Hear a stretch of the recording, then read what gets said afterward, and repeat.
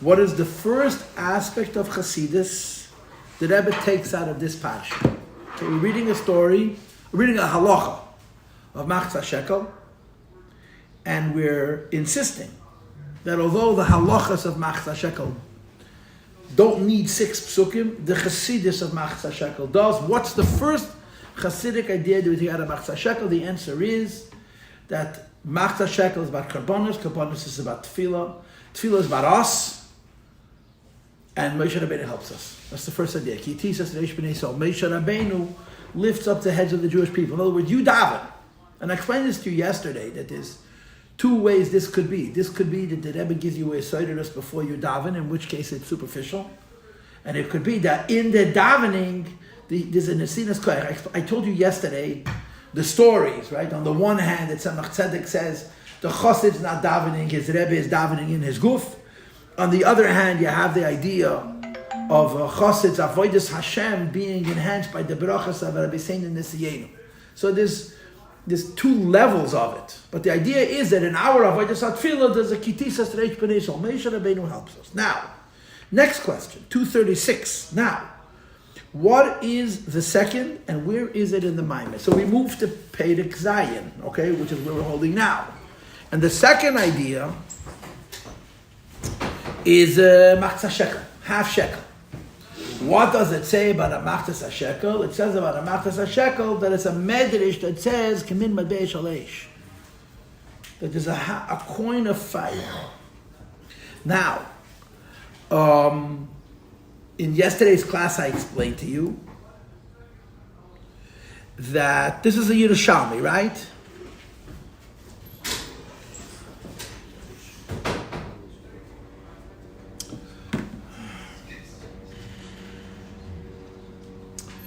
Okay, let me phrase it this way.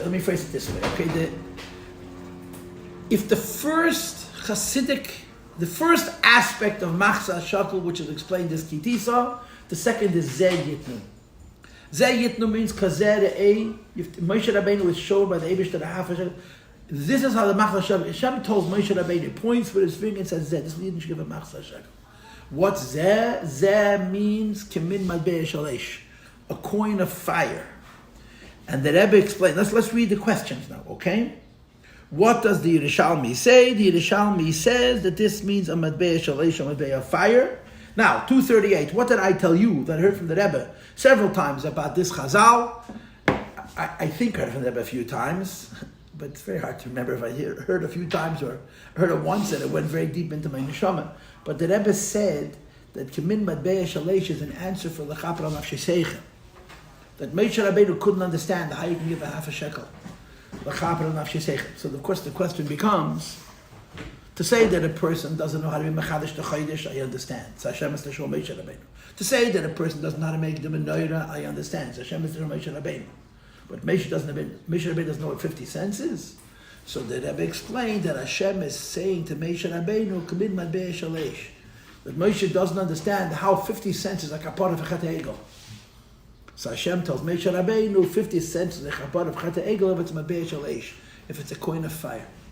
If a person gives his neshama, in other words, the Machzah Shekel is given with Eish, then it's a kapara. That's what the Rebbe says. What does it say in our Maimir? Kemin Madbei Shalesh.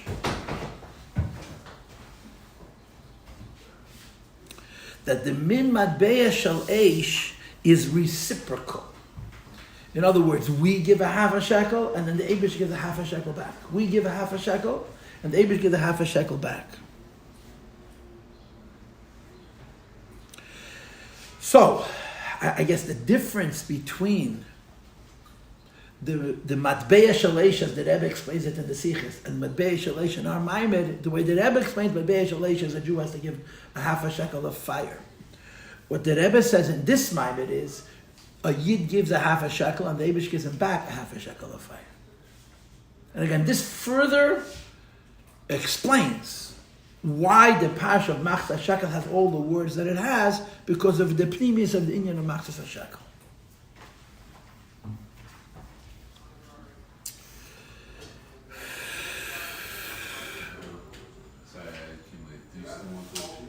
I guess not. It's done.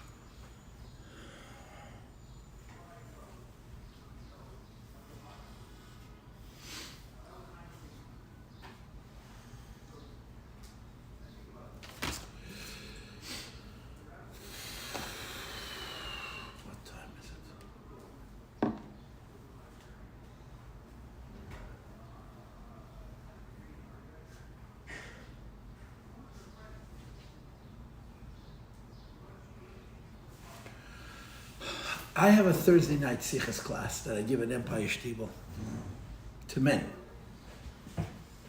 I've been giving the class for almost 20 years. Probably started in Tafshim Samach Zayin 2007. Now it's 2024. And the shir has changed. Some of our regular members have unfortunately passed away, including the Meyasad of the shir. But the shir goes on. People come. It's amazing. I mean, you average a million. A shir that's 17 years old, once a week in a sikh, and people are still coming is rather remarkable. And lately we joined the Likutei Sichos project. You know what the Likutei Sichos project is? It's a concept that you learn 2 sichos a week, and you'll complete the whole Likutei Sichos in about 8 years, which is an unbelievable accomplishment. Now, I'm not learning 2 sichos a week. I try to learn 1 sikh a week.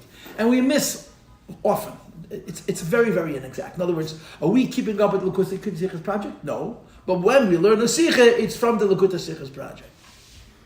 So this past Thursday night, we learned a sikha from Chelik Chabed, volume 22 of Likutei Sichos, which is where the Likutei Sichos project is holding, about lulav, esrig, hadassim, and erovas. Okay, lulav, esrig, hadassim, and erovas.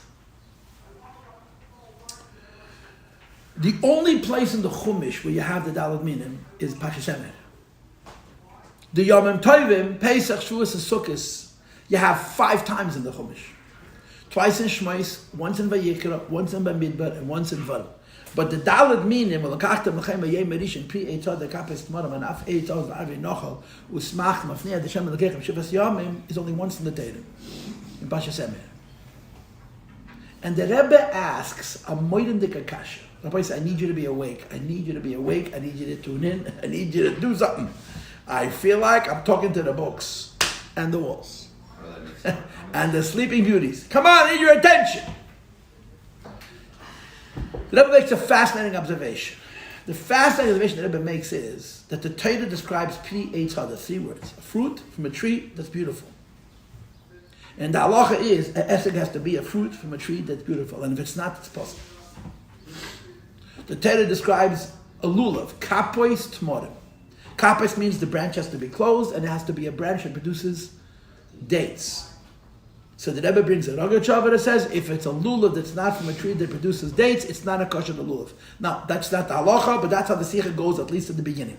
The twist, the hook of this sikha is the lulav, the way the Rebbe spins the lulav direction. But at the beginning of the sikha, kapois tmorim means a lulav means a branch that's closed that produces dates. Otherwise, it's possible.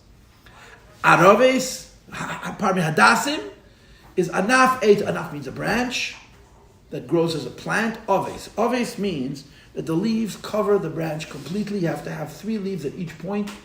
The trademark of a hadassim is that you don't see the stick. It's covered completely by leaves. Otherwise, it's possible. So the Torah describes an esrog has to be exactly how it's described in the Torah. The Torah describes a lulav, it has to be exactly the way it's described in the Torah. The Torah describes a hadas, has to be exactly the way it's described in the Torah. What about arovas? By arovas is arvei nachal.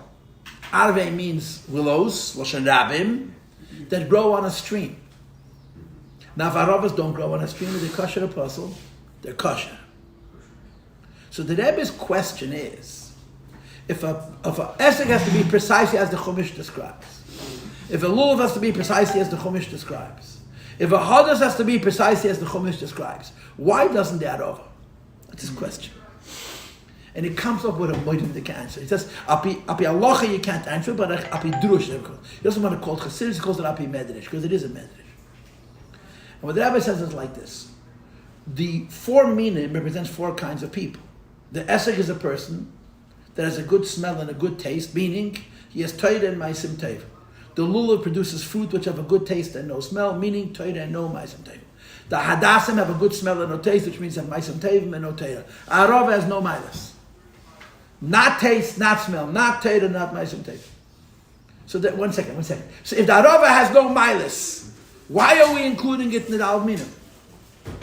Because you see it. You're including the arava, the Daled Minim, not because of something that the arava does, but because he's be'etzem a yid. So the Rebbe says this is the difference. When you take an esrog, you're taking the esrog because of the mila that you see. A Yid who's full of Torah, a Yid is full of mitzvahs. Does he have a pintel Yid? Of course. But that's not where you're taking him. You're taking him because of what he's doing. A Yid who learns Torah day and night. Does he have a pintel Yid? Of course. But why are you taking him? Because he learns Torah. If a Yid has many Maisim Torah, does he have a pintel Yid? Yes. But why are you taking him? Because of his Maisim Torah. If a Yid has no Milas, why are you taking him? You're only taking him because of his pintel Yid. So the reason the Arava doesn't have to grow on water, which the Rebbe explains means Torah, is because the Arava you're not taking because of what he does, the Arava you're taking because of what it is. What's hidden. So the reason an Esrik has to be precisely as it's described, because you're taking him because of his minus. The reason the Haddas has to be taken precisely as it's described, because you're taking him because of his minus. The reason the Lulav has to be precisely the way it's described, because you're taking him because of his minus. The reason you're taking an Arav is not because of his maas, but because he's a Yid. So it's almost not fair. If you're a Poshet Yid with no milas, you're looked at based on your Pintel Yid, you're a big tzaddik. If you have any mila, we not a judge. You have that mila. You can learn. You do mitzvahs. But this is how the Dalet Minim are structured. Shimshon Agibah, talk to me.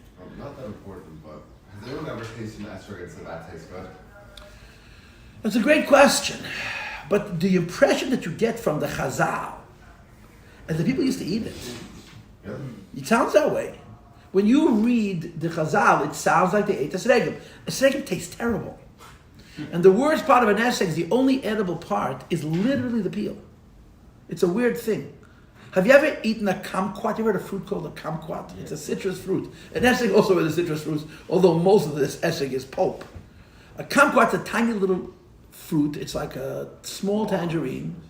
The fruit is very, very bitter. It's very, very sour. The peel is very sweet. So you eat the fruit with the peel. And that makes it tasty. You take off the peel, it's impossible to eat. When I ate a kumquat, we did Birchas Hachama in 1981, when I was all of 15. 1981, we did Birchas Hachama. I was in Los Angeles. The Rebbe said to make a shachayanu, but to have a pri chadash, so the yeshiva gave us kumquats. First and last time in my life I ate a kumquat. The taste is in the peel. And esrog, the only part that's edible is the peel. People prepare it, but it seems like people used to eat esrog. It's just, I guess people were a little bit tougher. Okay, great question. Answer basically is I don't know. I want to make a point. There's an unbelievable insight in this sikha. If you could put that bag down, I'd appreciate it. Yeah? There's an unbelievable point that's being made in this sikha. You look at a person. How do you judge him? You look at a child. How do you judge him? You're a parent. You're a teacher. How do you judge your children? You know what the answer to that question is? If the child is a success, the person is a success, you judge them by their successes. If the child is unfortunately not a success, you judge them by the potential, judge them by their essence. Now, the kid who's a success says it's not fair.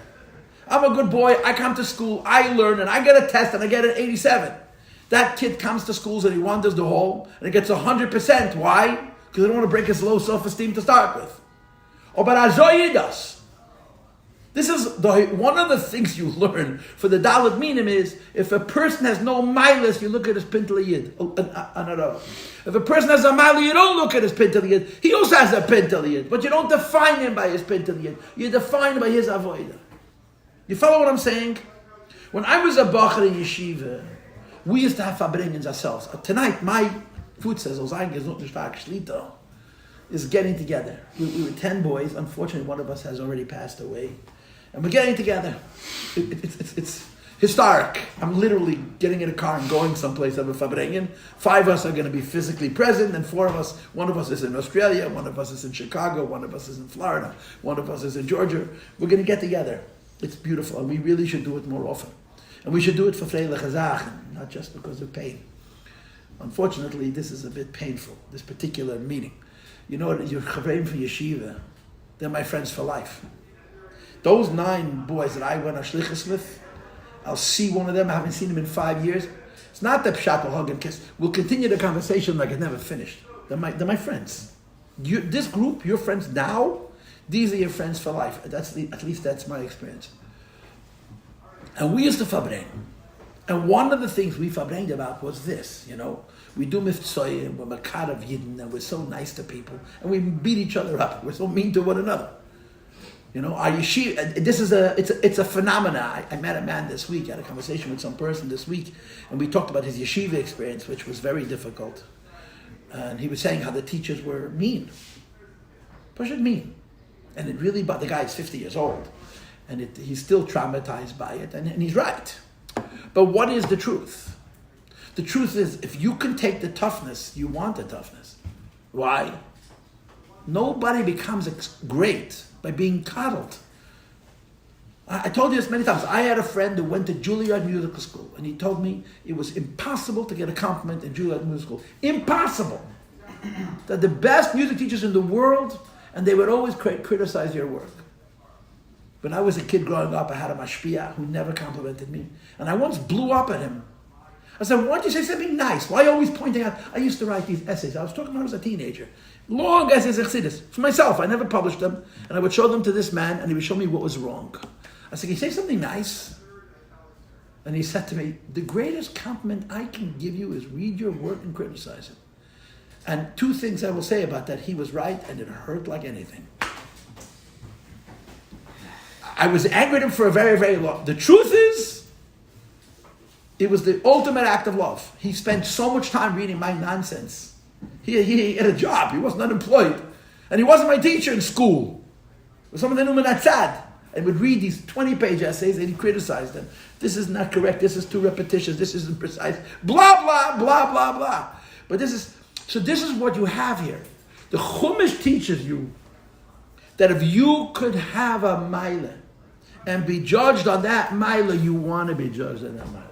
If, unfortunately, you don't have a mila, then you're judged on your essence and you have to be given unconditional love. That's the lesson of the Daled Minim, the way it is in the Chumash. It's very interesting. And the second half of the Sikha, when the Rebbe spins the lulav the other way, it's unbelievable.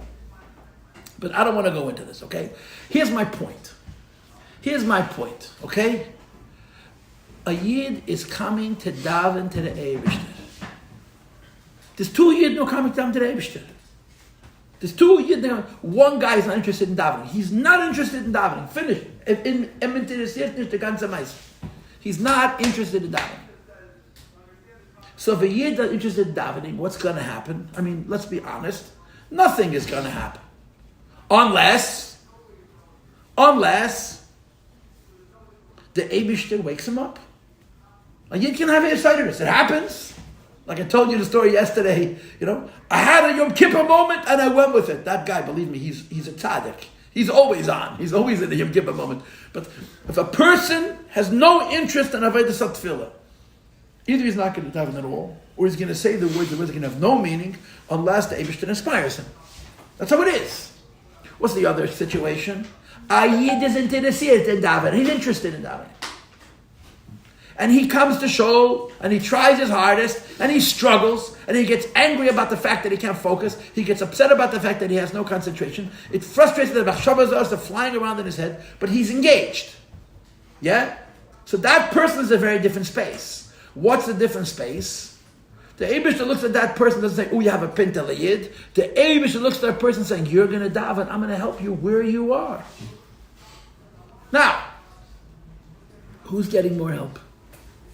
Who is the Eibishter more generous with? Is he more generous with the person who's not interested in davening and the Eibishter is waking him up? Or is he more generous with the person who's trying his best and he's having a hard time and the Eibishter helps him get someplace? I'm going to answer the question.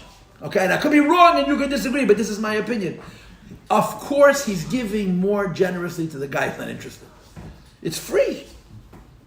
A Yid was interessiert the ganze Meise, who's not interested in davening at all, the Eibishter wakes him up. If he wakes up and he has a service and he davens, it's all God.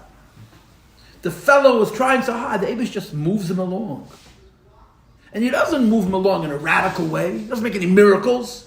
He helps him move a little further. Wherever he's holding, he moves him a little more. Right? So what goes next? INF. Anybody INF? It's not fair. If a Yid is trying hard, the Eibishter says, okay, you're trying hard, I'm just going to move you a half a millimeter. If a Yid is not trying at all, mitabal comes again, the Rebbe gives him a lyhadus. That's how it is. Right? So you have the Hayoim Yoim. The Hayoim Yoim says, Hecher it is, I'm a feared bamhant. Tired it is, I'm a gate al late. And that's the answer to this question. Of course, the person who, so to speak, on the outside, at the Eibishter gives him a freebie, it's much greater. But it's much more precious when you're doing the best you could and the Eibishter is moving you along. A Yid who's completely nebach, verloren, and the Eibishter wakes him up, that arousal is wow. But it's also fleeting. The person's not a keli for it.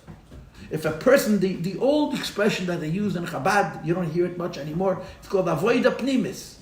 Avoida pnimis, I'm engaged with my pnimius, with my truth. And when it comes to avoida pnimis, the Eibishter help, but it's a much more subtle, it's a much more nuanced kind of help. So now let's get to Machtas HaShekel. Machtas HaShekel is, first of all, Noses Esh B'nai Yisrael. When you come to daven, Moshe Rabbeinu lifts you up. Moshe Rabbeinu gives you a munah, helps you down. And here also you could say, is Moshe Rabbeinu's emunah the trigger for your davening? Or is Moshe Rabbeinu emunah the culmination, the graduation? Is he, in other words, you're davening and he's raising you higher? Or is he raising you higher so you should be able to daven?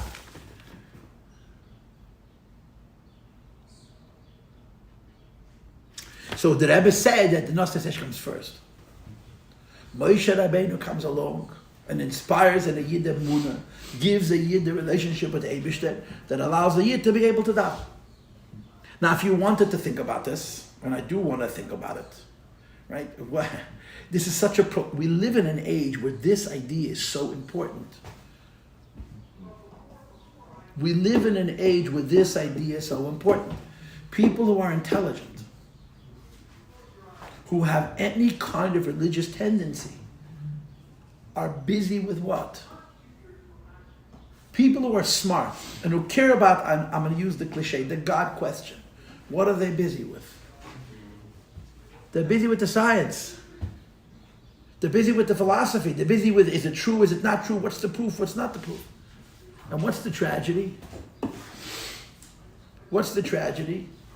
What is religion's answer to these intellectuals? They call themselves agnostics, and they're not cynical. They're just smart enough to know, as they say in Russian, it's complicated. You know, is there a God? How old is he? How old is the universe? When did he make it? When did I see it happen? All of the questions that the smart people have, right? What is Yiddishkeit's answer to all of those questions? Make a leap? No. Yiddishkeit's answer to all those questions is those good questions. But your relationship with God is so important. You can't afford to ask him. Like the story I tell you always, you know. I don't care. I want a relationship with God. Period. The end. Full stop. There are all kinds of questions. But if I'm going to spend my life saying, okay, I'm going to start to pray when I'm convinced there's a God and I'm inspired by him and have a relationship with him, it's not going to happen. Put the brain down and have a relationship with the Eibishter. It's just too important. It's too important to spend your life struggling with all of these issues. Put the brain, listen, leave it alone. The questions are questions. You'll either find answers or you won't find questions. But right now you got to daven. That's what the Rebbe does. That's what Moshe Rabbeinu does. In each generation, the role of Moshe Rabbeinu, the role of a Rebbe, Nasi Yisrael, is he gives them munah. What do he give you munah? You have a munah already. What he does to you and to me is he says, I give you permission. You're a big scientist. I give you permission to daven like a small child. What about my science? Science is your job, 9 to 5. Now you're talking to God. Leave it. Lost. The story with Velvel Green, it's a simple story, but there's 1,000 stories like these. When Velvel Green met the Rebbe said, I want to ask you a personal favor. That's what the Rebbe told him. And the favor is I want you to take a notebook and write down every time you see Hashgacha Pratis in your life. Anytime something happens that's fortuitous, that you see that's not by mistake, write it down. And he says in his books he never did it. But what was the Rebbe doing to him? What was the Rebbe saying to him? See God. Leave the science alone. Just notice God in your life. No, I once knew a doctor. He's unfortunately passed away. who said to me and my friend, there is no scientific evidence whatsoever that stress causes ulcers. There's no scientific evidence that stress causes ulcers. Within 5 minutes, we were talking about something. So the same doctor says to us, be careful not to get too excited. You're going to get an ulcer. So my friend and I, we were your age. We were the age of our being smart. Said, you just told us there's no scientific evidence that there's any relation between stress and ulcers. He says, there isn't any, but everybody knows that stress causes ulcers. It's exactly the same thing. Yeah, there's no scientific evidence that there's a God, but everybody knows this didn't happen by itself. Let go. That's what Moshe Rabbeinu does. Moshe Rabbeinu gives emunah. He says, have a relationship. I'm smarter than you. I know the science better than you. If I have no problem with you, loss. I'm not saying you shouldn't ask your questions. The questions are a pasha b'fnei atzmei. It's a separate story. You know the story? Somebody once asked the Rebbe, I read it someplace, I forgot where I read it. Somebody once said he wants to get out, he's going to explode soon. You want to go out? Let him out. I'm not giving you permission, I just don't want you to be here in Platz. I'm not kicking you out in any way, shape, or form. I just see that you're very, very restless. A man once said to the Rebbe, Rabbi Schneerson, how could someone as intelligent as you believe in? I think I saw it in Talishan's book, which means it's well sourced. How can a man as intelligent? You meet the Rebbe, the guy's brilliant, and he believes in Abish like a child. You know what the Rebbe told him? He didn't say I figured it out. He didn't say I worked out the science. The Rebbe said it's a different skill set. Faith is not the end of knowledge. It's separate. If faith is the end of knowledge, you're never going to get the faith. Or to say it in psychological terms, if joy is the end of struggle, you'll never be happy. Because struggle never finishes. Strife never finishes. Frustration never finishes. Pain never finishes. You just feel it more and deeper. It's separate. And Moshe Rabbeinu gives you that. So that's an initial, that's a kitis initial, yeah? Right. Moshe Rabbeinu gives a yid emunah as all ken and davena. Now, if the yid davens by himself, so the matbeya shalesh, the coin of fire that he gets is a response to his davening. If the person doesn't daven by himself, the matbeya shalesh, the coin of fire, is the trigger for his davening. The Gemara says in Yerushalmi that the Machza Shekel Hashem shows Moshe Rabbeinu Zeh Yitnu Kamin Matbeya Shalesh. It's a coin of fire. Now, what is this coin of fire? Ideally, this half a shekel of fire we give from our nefesh. And by the way, there's a lot of Chassidus about why it's half. You know why it's half, right? Why is it half? Because the other half is the Eibishter. The other half is a fellow Jew. And the other half is your nefesh ha-Bahamis. Machtas ha-shekel, shtei chatzoi yitzuris. There's a half and there's another half. You're conscious and you're subconscious. So the machtas ha-shekel is an opening to other machtas ha-shekel. You give half to get another half. But it's fire. But the shaila is what fire? Is it the fire of the arava? Or is it the fire of the esrik and the lulav and the hodas? If it's a fire of the arava, the Eibishter gives the fire in a shturim. But it's not sustained. Why? Because the fire is resting on nothing. On the other hand, if you daven, the fire's response to your avodas tefillah, it's a much quieter fire. It's not as big a tumult, but it's a reaction to your davening, so it's a deeper fire. And this is the second point. It's 9 o'clock. Anti-Semitism. This is the second point. The second point is Machza shekel is 50 cents. But the Pasha of Machza shekel is 6 psukim. Because the Pasha of Machza shekel is talking about karbonos. Karbonos is the same meaning as tefillah. Do me a favor. When he goes out, you'll have to go behind him. Yeah. Karbonos is the same idea of tefillah. Tefillah means I and you have to go from where we are and bring ourselves closer to the Eibishter. That's the concept of tefillah. Yeah. So first of all, Kitis is Moshe Rabbeinu gives us the permission to pray.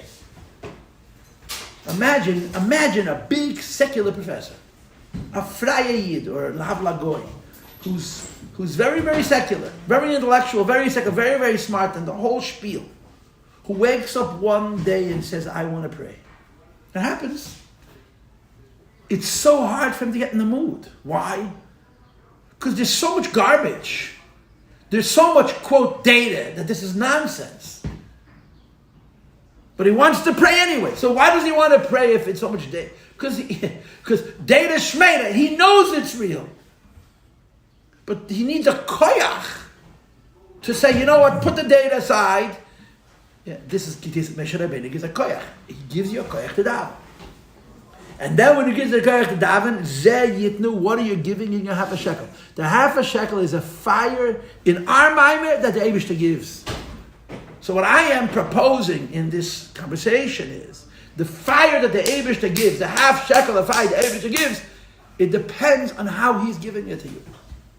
If you by yourself can't daven, so the half shekel of the Eibishter, the fire of the Eibishter comes first. So it's going to be a powerful fire. But that's all it's going to be. The Eibishter inspires you. What are you going to do with it? You know the story I always tell? It's an amazing story. I heard it secondhand. A boy, a younger man on the Lubavitchers, a chaplain, working in a army base in Northern California, and he meets a black man who's a major general in the United States Army, an African-American man. And the guy tells him that his great-grandmother's Jewish. His great-grandmother married a black man, had a daughter, who married a black man, who had a daughter, who married a black man, he's the son. He says, you know, you're a Yid. African-American. His great-grandmother was Jewish. So he puts on film. He starts saying Shema Yisrael. He starts to bawl. You understand this very similar story with the Baptist priest?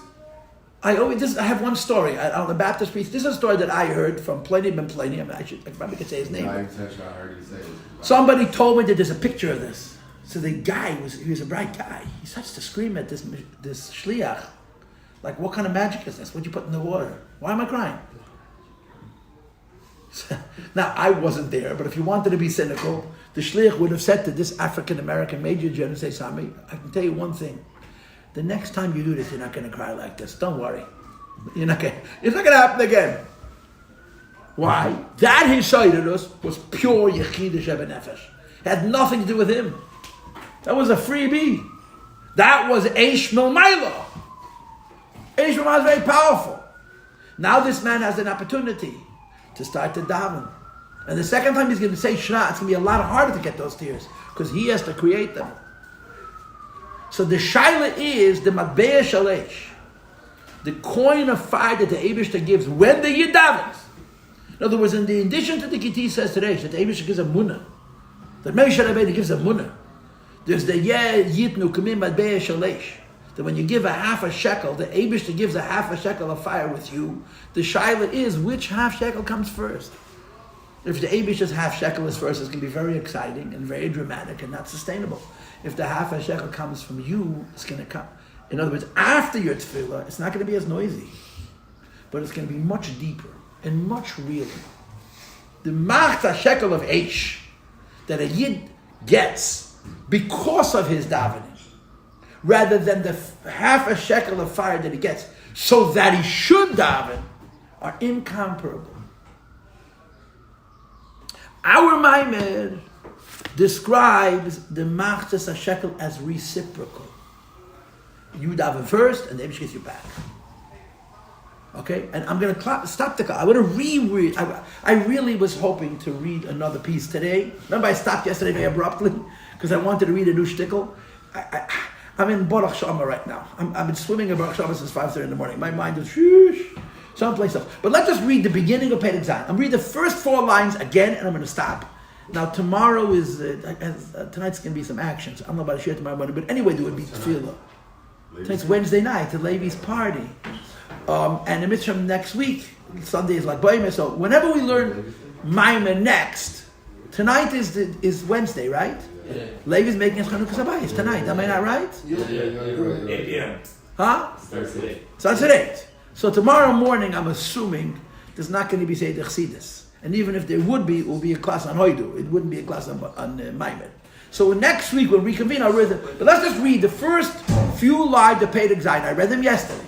Al pize yuven gam kein inyan machzah shekel. We can now explain the Chassidus of Machzah Shekel, not the halacha of Machzah Shekel. If Machzah Shekel is for Karbanos, the Karbanos is equal to Tefillah. The premise of Machzah Shekel is the process of Tefillah. So point one we learned already. Ketisas Moshe Rabbeinu gives Emunah. Moshe Rabbeinu gives permission to the smartest, most doubtful people in the world to put the Mishagasn away and to talk to God. And then he talks to God. And then there's Ketisas Yitnu. Please look inside, do me a favor. The Gemara says in Yerushalmi, regarding the Machzah Shekel, Matbeya Shel Eish, Hedal HaKadosh Baruch Hu L'Moshe, Hashem shows Moshe Rabbeinu a coin of 5 Amalei, tells him, this is what they should give, Chazeh, like this. And of course the question is, Moshe Rabbeinu doesn't know what 50 cents is. And of course the answer is, it's not the 50 cents, it's the fire. But which fire? So the Rebbe says this. Now, all would be true. The fire could be first from Hashem and then from us. The fire could be first from us and then from Hashem. But in this moment it says the following. Hainu. Shaidein nesinis machzah shekel mata. We give a half a shekel first. Bechinis eserus ad latata, and arousal from below. And our machzah shekel is our own personal fire. How good is our own personal fire? It's frustrated. Davening is not a simple geschäft. It's a lot easier to learn a lot Gemara than to daven. And you know that learning about Gemara is also hard. So davening is even hard. Your focus, your concentration, and again, one of the hardest things about davening is relaxation. To turn off all the noise in your life and to be here is a very difficult thing to do. But assuming you did all of those steps, and you showed up in your tefillah, and you're giving yourself. And yourself is a half. And because you're giving yourself as a half, the Eibush gives the other half. Read till the end. It says the Rebbe mamshichim bechinas isarusa latata, and arousal from below. Mamshichim al maila, you get from on high bechinas madbei shalish, another half a coin of fire, which is isarusa leila. Our fire is answered by the Eibish's fire. Our fire is answered by the Eibish's fire. In other words, you work and you have some success, and the Eibush gives you something more. I would like to say the word more peaceful, more true, more real. But it's a reaction to your fire, so it's sustained. But then the Rebbe says it's third badreg. The first fire is yours. The second fire is the Eibishter, which is reciprocal. He's giving it back for you. And the third fire is called Shekel HaKodesh. The Machzah Shekel is B'Shekel HaKodesh. We'll do that on Monday or Tuesday of next week.